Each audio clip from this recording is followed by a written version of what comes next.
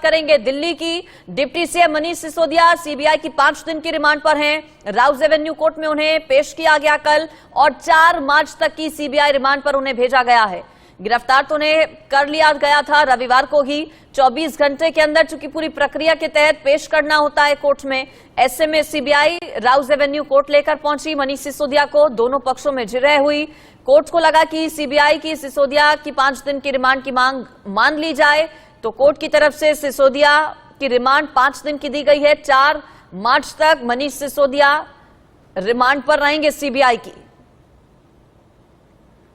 और मेरे साथ फोन लाइन पर नहीं, सीधे जुड़ गई हैं आरजू सेठ, उनका रुख कर लेते हैं।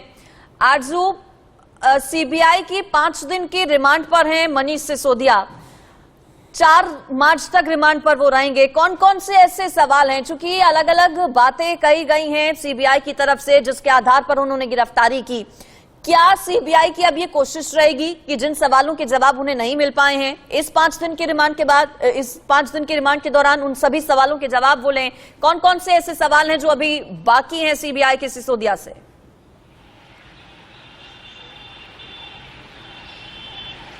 जी देखिए, 26 फरवरी की एक लंबी पूछताछ के बाद मनीष सिसोदिया को गिरफ्तार कर लिया गया था। लगभग 8 घंटे से ज्यादा ये पूछताछ चली थी, जिसके बाद मनीष सिसोदिया को गिरफ्तार कर लिया गया। कल सीबीआई ने मनीष सिसोदिया को राउज एवेन्यू कोर्ट में मौजूद किया, जिसके बाद कोर्ट ने उनकी 5 दिन की रिमांड जो है वो सीबीआई को दे दी है। यानी कि 4 मार्च तक मनीष सिसोदिया सीबीआई के जो सवाल हैं उसके घेरे में रहेंगे। आपको बता दें कि कई सारे सवाल हैं जिनके जवाब सीबीआई को मनीष सिसोदिया से निकलवाने हैं।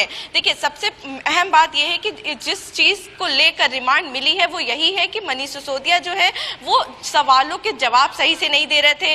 उनका फोन जो है वो बार बार बदला गया, जो सिम कार्ड बदले गए, उन सवालों के जवाब जो है मनीष सिसोदिया सही से नहीं दे रहे थे, पूरी जानकारी देने से बच रहे थे। इसी वजह से सीबीआई ने उनकी रिमांड मांगी थी कोर्ट से, और जो कि कोर्ट ने दे भी दी है। तो अब देखना ये किन सवालों के जवाब जो सीबीआई है वो निकालने की कोशिश करिए। देखिए, इस मामले में पहले आम आदमी पार्टी के जो मिनिस्टर है सत्येंद्र जैन, जो हेल्थ मिनिस्टर थे उस वक्त, उनको भी जेल में अभी इस वक्त रखा गया है। तो देखिए, जिस तरीके से आम आदमी पार्टी पे इस तरीके का बार बार से जो अटैक हो रहा है वो देखिए वाकई ही देखने वाला ये है, क्योंकि ये बड़े मिनिस्टर हैं। देखिए, सत्येंद्र जैन हो वो हेल्थ मिनिस्टर थे, अब जो डिप्टी सीएम है दिल्ली के मनीष सिसोदिया, और फाइनेंस मिनिस्टर भी हैं, उस टाइम के एक्साइज मिनिस्टर भी थे, तो अब उनकी भी गिरफ्तारी हो गई है। तो इसको लेकर कल हम लोगों ने देखा कि कैसे एक राष्ट्र पार्टी बनने के बाद आम आदमी पार्टी ने एक विशाल प्रदर्शन किया था जगह जगह पे, सिर्फ दिल्ली में ही नहीं बल्कि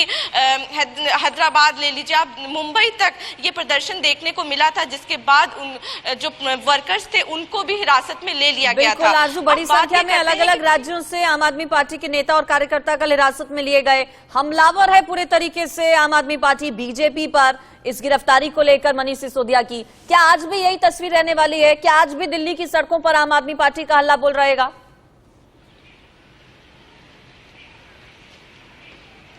जी देखिए, बड़े नेता की गिरफ्तारी हुई है मनीष सिसोदिया, जिनके नाम ले लेकर बार बार आम आदमी पार्टी प्रोटेस्ट कर रही थी। वो कह रही थी कि उनके ऊपर गलत आरोप लगाए जा रहे हैं। ये सारी जो रणनीति है वो बीजेपी की है, वो इस्तेमाल कर रही है इन एजेंसियों का, नेशनल एजेंसियों का, सीबीआई का, ईडी का, ताकि जो काम करने वाले लोग हैं आम आदमी पार्टी में वो काम ना कर सकें। इसीलिए ये पूरी स्ट्रेटेजी है जो वो बीजेपी के द्वारा बनाई जा रही है। और आम आदमी पार्टी के जो वर्कर्स हैं वो शांति बैठने वाले नहीं है, वो लगातार इन बातों को लेकर जमीनी स्तर पे उतरते हम लोगों को दिखेंगे। और देखना यह कि विजय नायर जो थे, जो आम आदमी पार्टी से काफी क्लोज थे, उनकी कैंपेन से जुड़ी रणनीति बनाने में काफी अहम रोल निभाते थे, उनको लेकर भी सवाल जरूर मनीष सिसोदिया से पूछे जाएंगे। और भी जितने लोग हैं, समीर महिंदू हैं, जिनको लेकर सवाल जो है वो मनीष सिसोदिया से जरूर पूछे जाएंगे। और देखिए, सीबीआई को ये भी जानकारी मिली है कि काफी सारे डॉक्यूमेंट्स जो है वो सिस्टम से गायब है मनीष सिसोदिया के, तो उसको लेकर कि वो डॉक्यूमेंट्स क्या थे, और जो भी चैट्स हैं, जो मतलब जो डिजिटल इंफॉर्मेशन है वो जो गायब हुई है, उसको लेकर भी मनीष सिसोदिया से सवाल दागे जाएंगे। और देखना यह है कि उन सवालों के जवाब कब तक सीबीआई मनीष सिसोदिया से निकलवा पाती है। बिल्कुल। इसके अलावा आम आदमी पार्टी की बात करें तो दिल्ली में पार्टी को, सरकार को बजट भी पेश करना है आरजू। अब जब कई विभाग 33 में से 18 विभाग मनीष सिसोदिया के पास जब थे, कई महत्वपूर्ण मंत्रालय उनके पास थे, फाइनेंस मिनिस्ट्री भी उनके पास थी, अब बजट पेश करने को लेकर भी अटकलें कई तरह की लगाई जा रही हैं। आखिर दिल्ली सरकार का बजट कौन पेश करेगा? क्या फेरबदल कर सकते हैं अरविंद केजरीवाल अपनी कैबिनेट में? इस तरह की कोई जानकारी क्या?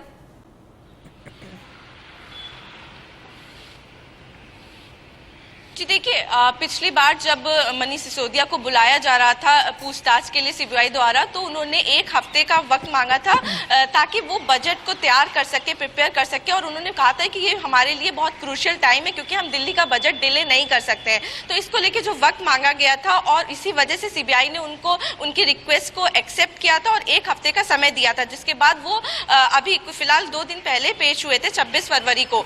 तो अब देखना ये है कि क्या अरविंद केजरीवाल जो कैबिनेट है उसमें फेरबदल करते हैं, क्योंकि कई सारे जो डिपार्टमेंट्स हैं वो मनीष सिसोदिया के ही अंडर आते हैं। तो क्या अरविंद केजरीवाल किसी और को इसकी जिम्मेदारी देखती है, ये देखने वाला होगा। ठीक है आरजू, आपका शुक्रिया इस पर जुड़ने के लिए और जानकारी देने के लिए। तो फिलहाल 5 दिन की सीबीआई रिमांड पर है मनीष सिसोदिया। सवाल जवाब का सिलसिला इस पूरी रिमांड के दौरान मनीष सिसोदिया से जारी रहेगा।